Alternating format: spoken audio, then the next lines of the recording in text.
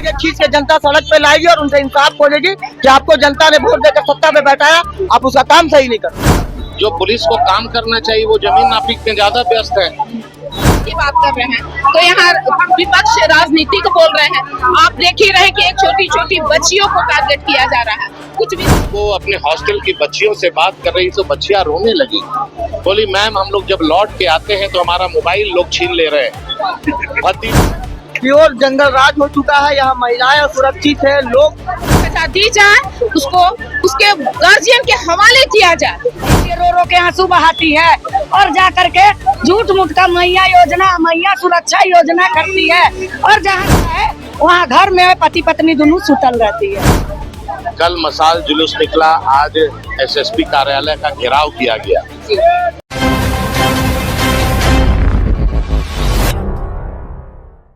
देखिए इस वक्त हमारे साथ बातचीत के लिए मौजूद है नवीन जायसवाल जी। सीधा इनसे हम बात करेंगे, जानेंगे आखिरकार कल मसाल जुलूस के बाद बीजेपी के कार्यकर्ताओं के द्वारा डीसी ऑफिस का घेराव किया गया है। तो बात करते हैं जिस प्रकार से कल मसाल जुलूस निकाला गया, डीसी ऑफिस का घेराव किया गया, क्या कहेंगे?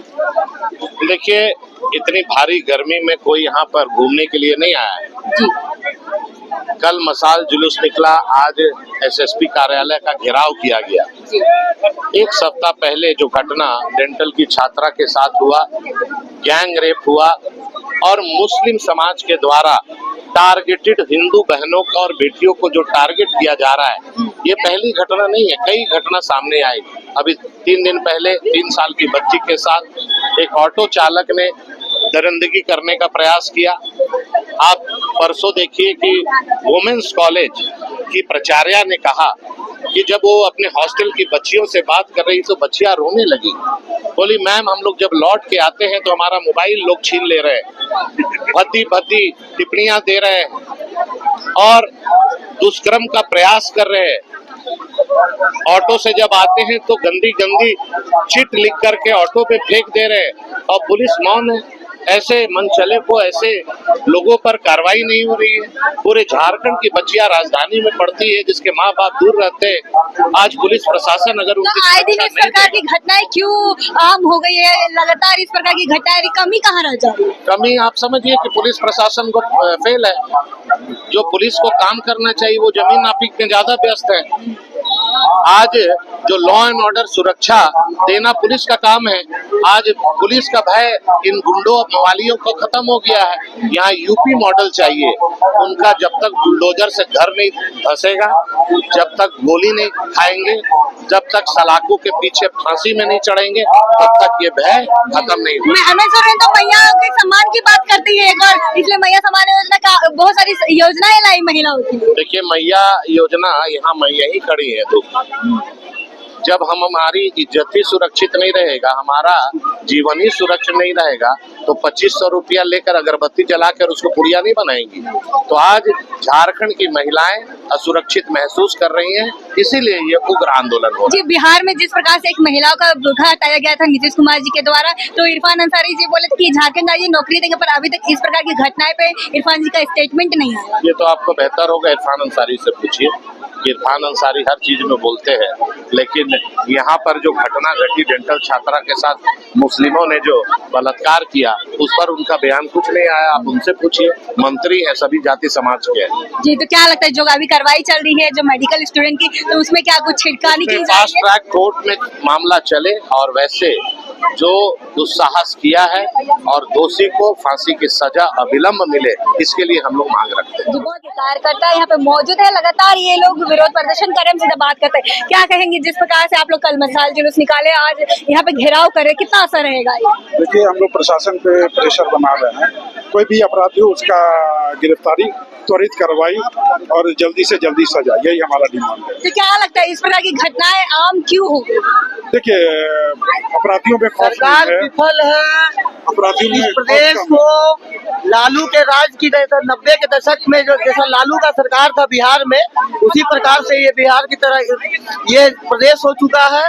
प्योर जंगल राज हो चुका है। यहाँ महिलाएं सुरक्षित है, लोग त्रस्त हैं, कुछ नहीं है इस प्रदेश में। यहाँ सिर्फ प्रशासनिक अमले जो है वो लूट रहे हैं, खसोट रहे हैं। प्रशासन विफल है अपराधियों को खोजने में।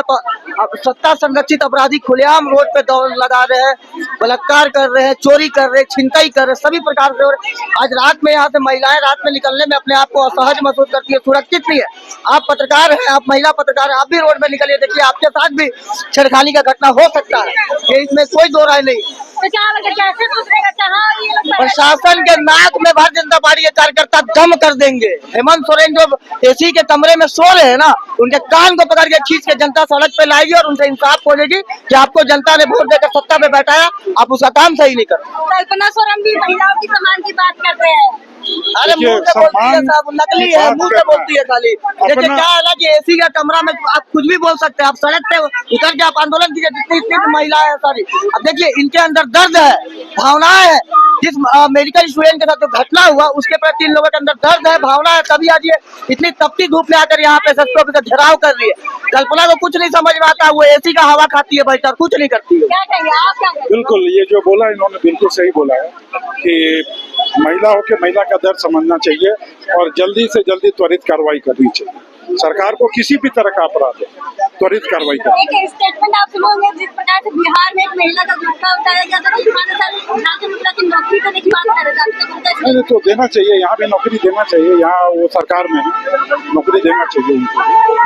कैसे देखते, क्या लगता है कितना असर होगा ये आप लोगों पर? बहुत असर होगा, आगे भी कार्रवाई होगी, हम लोग और भी एक बड़ा आंदोलन करेंगे।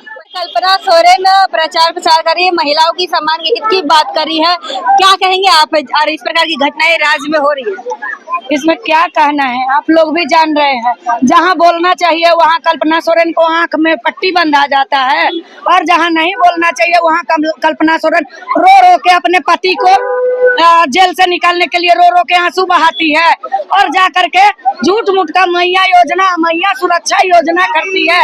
और जहाँ सुरक्षा के बात आता है वहाँ घर में पति पत्नी दोनों सुतल रहती है। ऐसे क्या लगता है अभी भी कल्पना सोरेन को जोरों शोरों से प्रचार कर रही है? वो तो बाहर गई थी, पति पत्नी दोनों असम गई थी, बंगाल गई थी, कहाँ कहाँ जा रही है।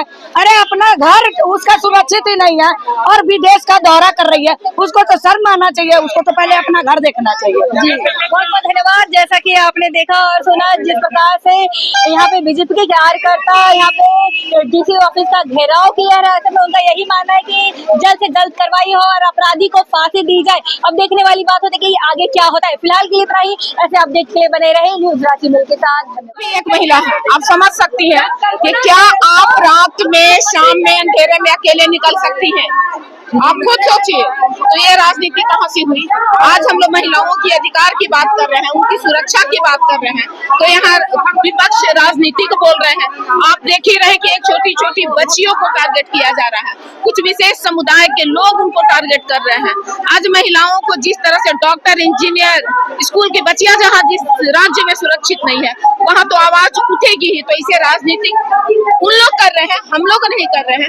हम लोग मांग कर रहे हैं कि जो दोषी है उसे कड़ी से कड़ी सजा दी जाए, उसको उसके गार्जियन के हवाले किया जाए। एक दो घटना इस तरह से घटेगी, अपने आप क्राइम रुकेगा। ये तो क्या लगता है घेराव करने से कितना असर रहेगा? बिल्कुल असर रहेगा। जब तक नहीं हम लोग की मांग पूरी होगी हम लोग घेराव करते रहेंगे, लड़ते रहेंगे।